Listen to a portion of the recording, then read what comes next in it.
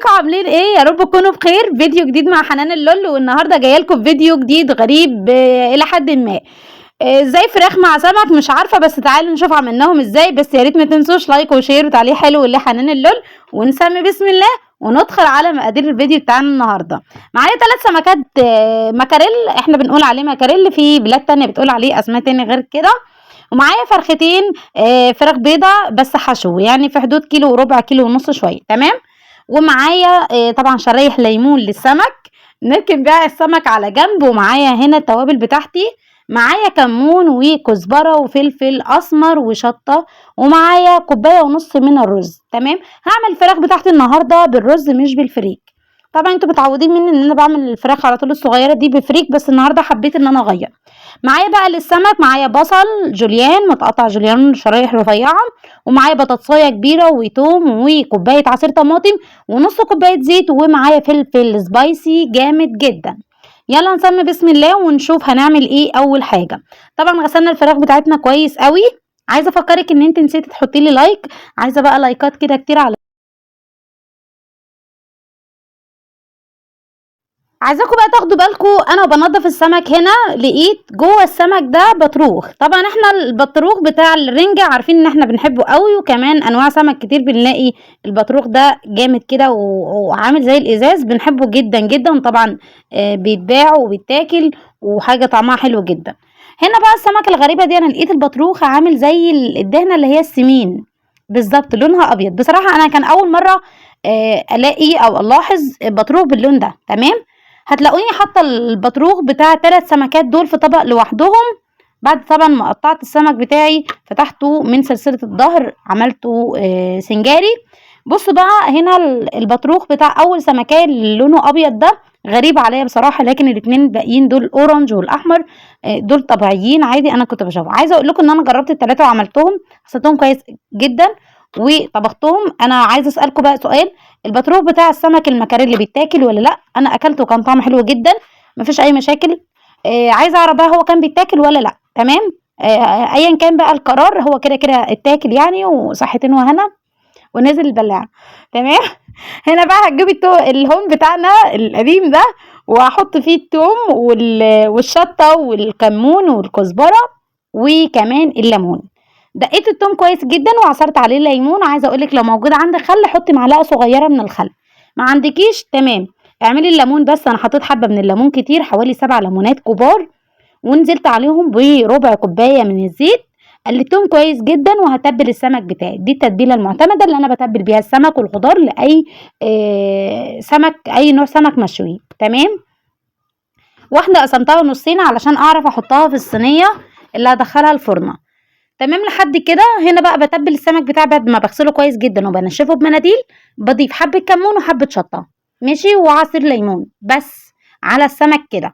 بنزل بقى بالتتبيله بتاعتي وبتبلها كويس جدا من كل حته، بغلفها كويس قوي علشان تكون متشربه معايا التتبيله وطعمها يكون كويس. عايزه اقول لكم التتبيله دي للسمك المكاريلي كانت حلوه جدا للامانه. هخلي حبه من التتبيله دي واتبل بيها الخضار الموجود معايا، وهفرده في الصاج او الصينيه اللي انت هتدخليها الفرن تشوي عليها السمك المكاريلي. هشويه بطريقه سهله جدا وبسيطه، طعمه حلو جدا للامانه. وعايزه اقول لك كميه الخضار اللي انت بتحطيها تحت السمك ده بتتاكل مش بتترمي. تقدري تعملي جنبيه رز صياديه او طحينه او سلطه بس، مش اكتر من كده.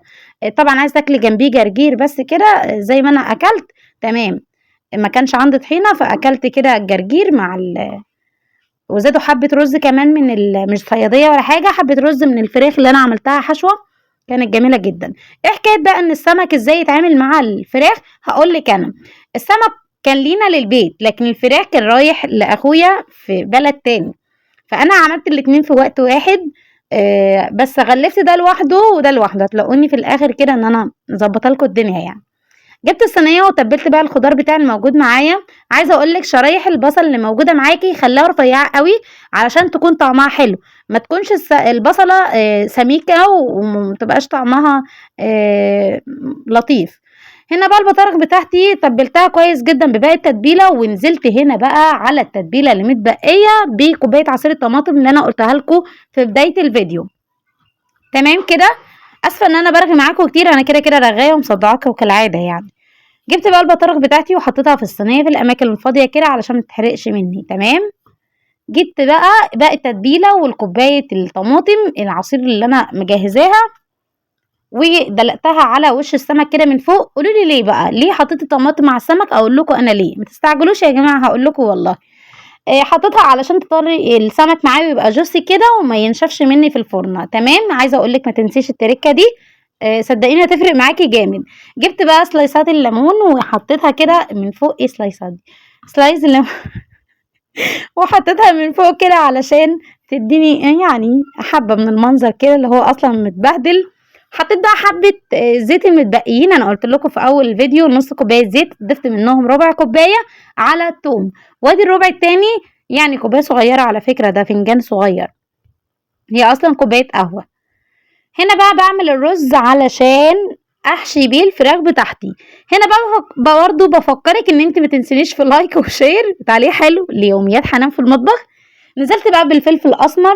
طبعا اول حاجه حطيت الماده الدهنيه، اي ماده دهنيه عندك موجوده عايزه تستخدميها. انا مش فاكره، تقريبا حطيت سمنه كريستال وحبه زيت صغننين. ظبطت بقى التوابل بتاعتي والملح وننزل بقى بحبه من الميه واسيبهم بقى على نار هاديه.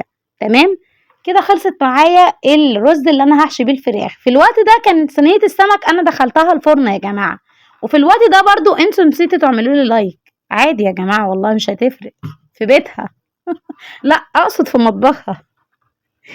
صينيه السمك، هو انا بكدب ولا ايه يا جماعه؟ صينيه السمك لسه هتدخل لا على فكره في الوقت ده كنت حطيت صينيه السمك في الفرنه، وهنا كان الرز بتاعي جهز. هحشي الفراخ بتاعتي كويس جدا، وعايزه اقول لكم الفراخ دي عايزه اقول لكم طعمها حلو قوي بس مش هقول اكتر من كده. بجيب بقى حبه فلفل اسمر ومكعب ماجي وبدعك بيه الفرخه كده من جوه ومن بره، بقى بديها مساج كده بالفلفل الاسمر اللي هو بخليها موحوحه يعني، كنوع من انواع النظافه برضو تحوش الزفاره اللي فيها. تمام. حشيتها بقى وقفلتها كويس جدا وحطيتها في ميه للسليق، ميه بتغلي جامد. حابه تحطي بوكيه جرنيه براحتك، جزرايه بصلايه طماطمايه براحتك خالص. انا سلقتها في ميه كده، انا مظبطاها توابل يا جماعه. هنا كانت خلاص خرجت من الفرن، الفراخ ما حمرتهاش لاني انا زي ما قلت لكم هغلفها، فهو هياخدها هناك يحمرها على طول عشان تبقى سخنه. ودي صينيه السمك بتاعتي، وده البطارخ اللي انا قلت لكم عليها. البطارخ دي البيضه اللي انا وريتها لكم في اول فيديو، كان طعمها حلو جدا ولذيذ ولطيف. يلا بقى اسيبكم في رعاية الله، ما تنسونيش في لايك وشير وتعليق حلو ليوميات حنان، والسلام عليكم ورحمة الله وبركاته.